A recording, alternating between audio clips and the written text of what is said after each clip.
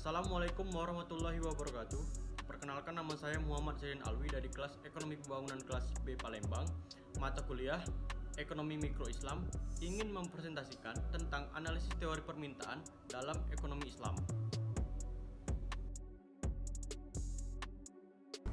Teori permintaan dalam ekonomi Islam memiliki dasar-dasar yang mirip dengan teori ekonomi konvensional, tetapi ada beberapa perbedaan yang penting yang berkaitan dengan prinsip-prinsip dasar ekonomi Islam. Dalam ekonomi Islam, asas-asas etika dan nilai-nilai agama itu berperan penting dan menentukan perilaku ekonomi dan keputusan permintaan. Kami menganalisis pertanyaan kepada beberapa mahasiswa dengan pertanyaan sebagai berikut.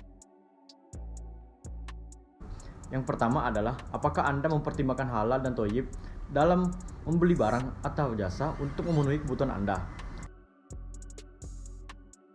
Pertanyaan kedua adalah, apakah Anda membelanjakan harta untuk makan, minum, dan pakaian yang berlebihan melebihi batas kewajaran dan kepatutan?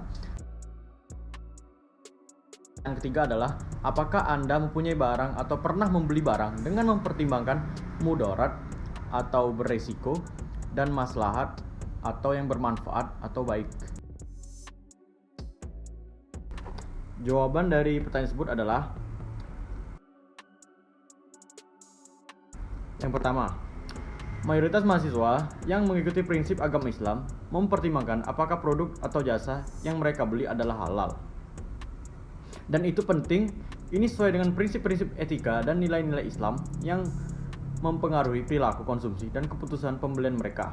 Produk atau jasa yang dianggap halal adalah yang memenuhi persyaratan syariat Islam, sementara yang thayyib adalah yang dianggap sebagai tidak merugikan kesehatan atau moralitas. Jawaban yang kedua adalah, sebagian besar mahasiswa menjawab tidak. Mayoritas mahasiswa tidak membelanjakan harta untuk makan, minum, dan pakaian yang melebihi batas kewajaran dan kepatutan. Mahasiswa selalu berusaha untuk mengatur keuangan dengan bijak dan memprioritaskan kebutuhan yang lebih penting.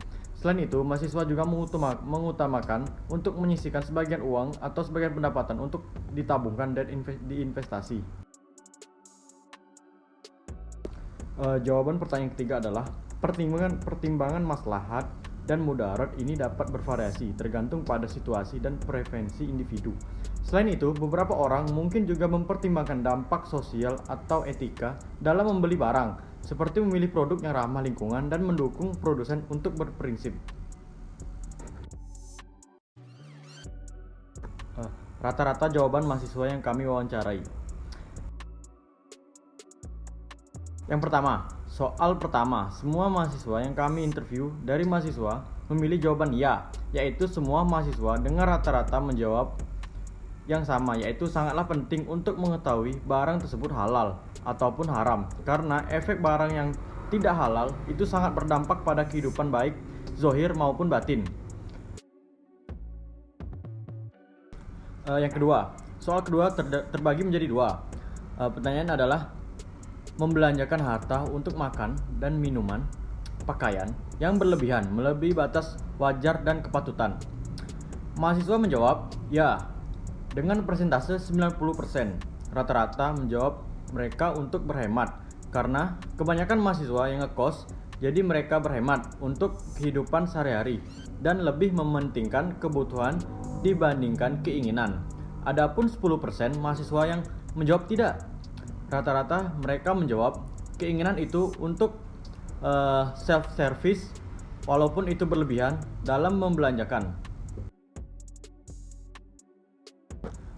Yang ketiga adalah, soalnya adalah, apakah Anda mempunyai barang atau pernah membeli barang dengan mempertimbangkan risiko atau merugikan dan maslahah atau bermanfaat?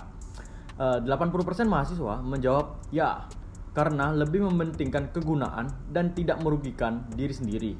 Dan 20% lainnya menjawab tidak, karena tidak pernah mempertimbangkan baik buruk selagi menginginkannya. Mereka tetap membelinya. Demikianlah presentasi dari saya. Kalau ada salah kata, saya mohon maaf. Kepada Allah saya mohon ampun. Wabillahi taufiq wal hidayah. Wassalamualaikum warahmatullahi wabarakatuh.